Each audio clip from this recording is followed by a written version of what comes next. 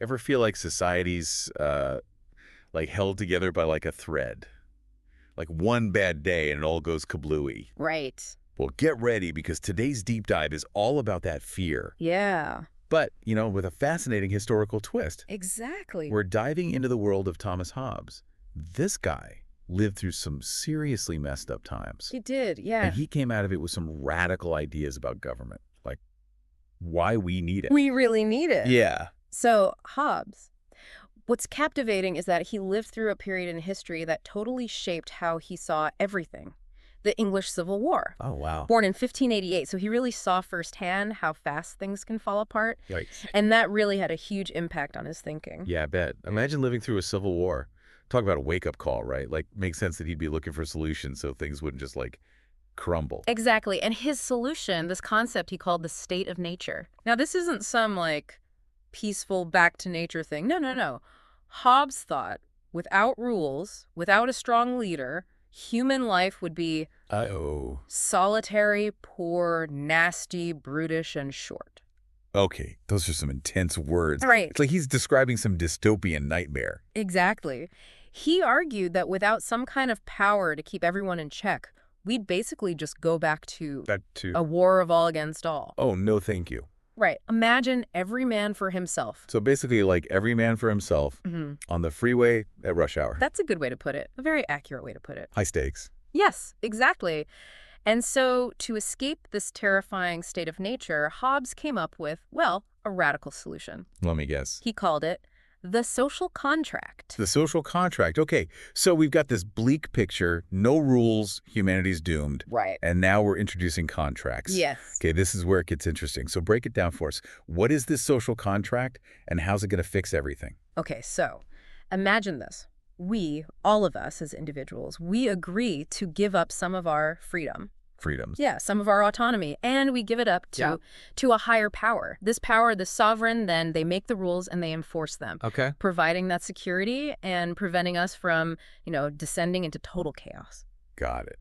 So it's like we make a trade, we give up some individual freedom for the safety and stability of a society that actually functions, that doesn't fall apart. Yes. But you used a very official word there. Sovereign. What exactly does that mean? A sovereign is basically the top dog, the big cheese, Okay. the ruler, the one who holds all the power in this social contract. It could be a king or a queen or even, a governing body. Right. But bottom line, they're the ones with the final say. So if the state of nature is like, a giant wrestling match, no rules, the sovereign's the one who steps in, blows the whistle, and says, all right, everybody play nice. Exactly. Yeah. And this is where Hobbes gets even more, intense. More intense. How so? He believed that for this whole thing to work, for the social contract to actually work, the sovereign, that higher power, they needed to be strong. Strong, okay. Really strong, like absolute in their authority. Oh, wait, hold on a second. Absolute power. You mean they get to do whatever they want? No questions asked. That's kind of a tough pill to swallow, don't you think? It does sound a little paradoxical, right? I mean, especially considering he just lived through, trying to get out from under the rule of a king. Exactly. But remember, he was really traumatized by everything he'd seen. The chaos. Yeah, the chaos. And for Hobbes, anything less than absolute power just meant risking, going back to that. Going right back to the state of the Exactly. Back to square one. He thought that people, driven by self-interest, they would constantly be testing the limits, challenging a weaker ruler. Makes sense. Which would lead to what? Instability, fighting, ultimately anarchy. And he was not about that. So better one all-powerful person in charge than everybody just duking it out for themselves. That was his thinking, yes. It's like he's saying, we need something big and scary to keep us all in line. It's kind of like that, yeah. Which actually reminds me. Yeah. We can't talk about Hobbes without mentioning his most famous work. Right. Leviathan. Ah, yes. So what's the story there? Is that the name of the big scary something? It kind of is. Leviathan is both the title of his book and this metaphor that he uses for this all-powerful state he imagined. A metaphor. And he actually chose to depict it as this giant, monstrous sea creature from the Bible. Well, okay, so we've gone from Wild West to a biblical sea monster. Why use such a terrifying image for government? It's not exactly warm and fuzzy, Well, the Leviathan, just like his ideal sovereign, was supposed to be awe-inspiring. Yeah. And yeah, a little scary, why not? Like, It represented the overwhelming power of the state. right. A force that could create and enforce laws, protect people, not just from each other, Right. but from outside threats too, like invasions. So for Hobbes, it wasn't about cruelty or being a tyrant for no reason. It was all about preventing, societal collapse, Exactly. unnecessary evil, at least from his point of view. Precisely. He genuinely believed that this strong, unified, and yeah, maybe a little bit intimidating government was the only way to make sure that everyone was safe, that everyone was taken care of. Okay, I get it. But it goes even deeper than that, actually. Remember how we were talking about fear being like a motivator? Right, right. The solitary, poor, nasty, brutish, and short kind of fear. That's the one. Well, Hobbes thought that fear wasn't just a consequence of this potential state of nature. He thought it was actually the glue holding society together. Even with a sovereign, even with a ruler, fear was still the key. Wow. Okay, so he had kind of what's the word? Like a dim view of human nature. You could say that, yeah. Like we're all just kind of out for ourselves. Yeah, he thought we're driven by self-interest. But more importantly, he thought we are all driven by fear. By different levels of fear, actually. Okay, now I'm really intrigued. Break down these levels of fear for us. How does fear, according to Hobbes, actually keep a society going? Well, you've got that immediate in-your-face fear of punishment, like you break the rules, you face the music, Right. you don't steal from people, you don't cheat, you don't go around attacking your neighbors because, well, you're afraid of what's going to happen if you do. Right, you don't want to deal with the consequences. Exactly. So there's that. But then Hobbes, he saw this other kind of fear, a deeper kind, not about a specific law, but something much bigger, something almost existential, Okay, I think I'm getting it. It's like we're afraid of the sovereign's power, sure, Right. but we're even more terrified of what would happen if they weren't there. Exactly, like trading one kind of fear for another, right? Right. And he thought that's what really keeps us all in line, keeps society from falling apart. It's a pretty, I don't know, interesting way to look at it. Yeah, complex, right. Definitely. And it's important to remember, not everyone was totally on board with Hobbes and his, well, let's just say, intense views. Yeah. Right, because as fascinating as it is to think about fear being like the glue that holds everything together, Yeah. the idea of just, I don't know, handing over absolute power to someone and hoping for the best Yeah. seems a little risky, to say the least. It's definitely a bold strategy, let's put it that way. That's one way to put it. Mhm. So are there other perspectives on this? Because I got to believe Hobbes wasn't the only one wrestling with these questions. Oh, absolutely not. And that brings us to another philosophical heavyweight, a guy who asked some of the same questions but had some very different answers. John Locke. Have you heard of him? Locke, yeah, another big name, right? Yeah.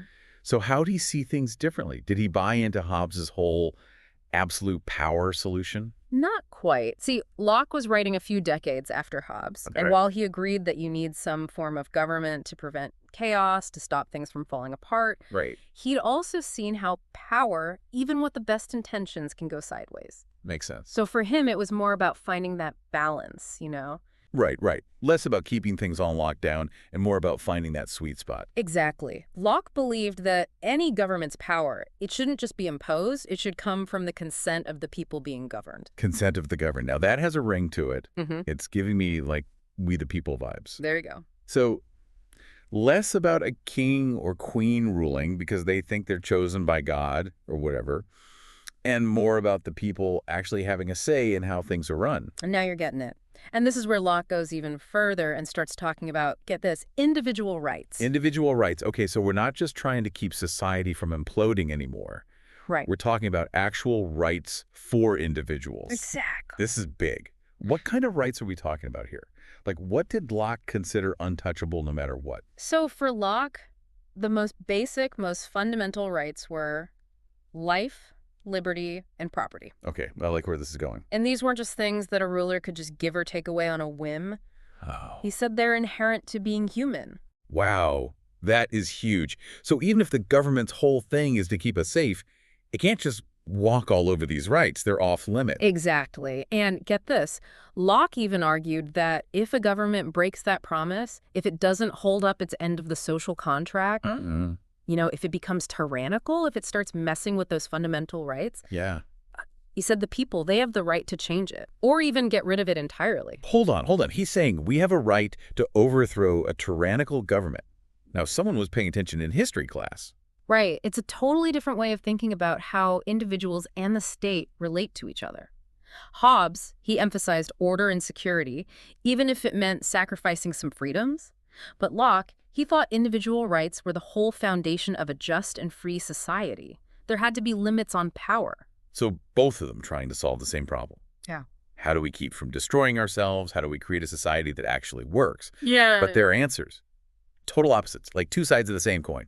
Exactly. And that's what's so amazing about studying these thinkers, these philosophers. They make us think about these really big questions. The big ones. About power, about freedom, about the very nature of government. And the thing is, there are no easy answers, you know?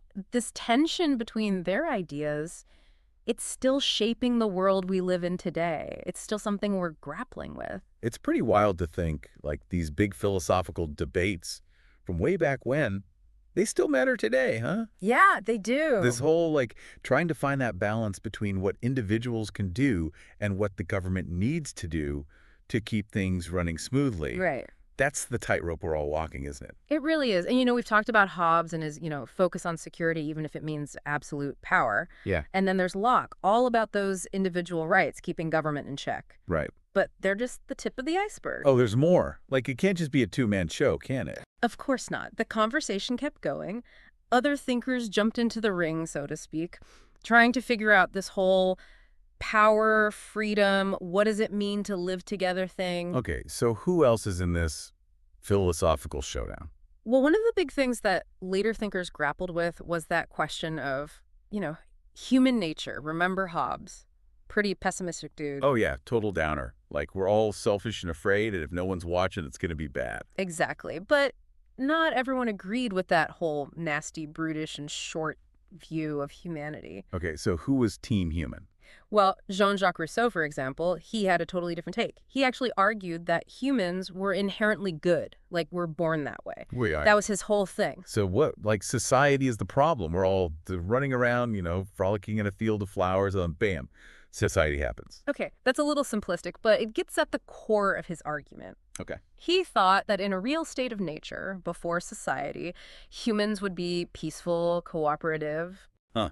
Okay, so now we've gone from we need an absolute ruler or we're doomed to we're good, actually. It's society's fault. It's quite the range, isn't it? Just a bit. But if you start from those different places, you end up with some very different ideas about what government should even be. Right, exactly. Because, like, if people are naturally good, then maybe the government shouldn't be in the business of, bossing everyone around. Right. Maybe controlling people isn't the answer. Maybe it's more about, like, empowering them, giving them the tools and resources to, be their best selves. Now you're getting into Rousseau territory.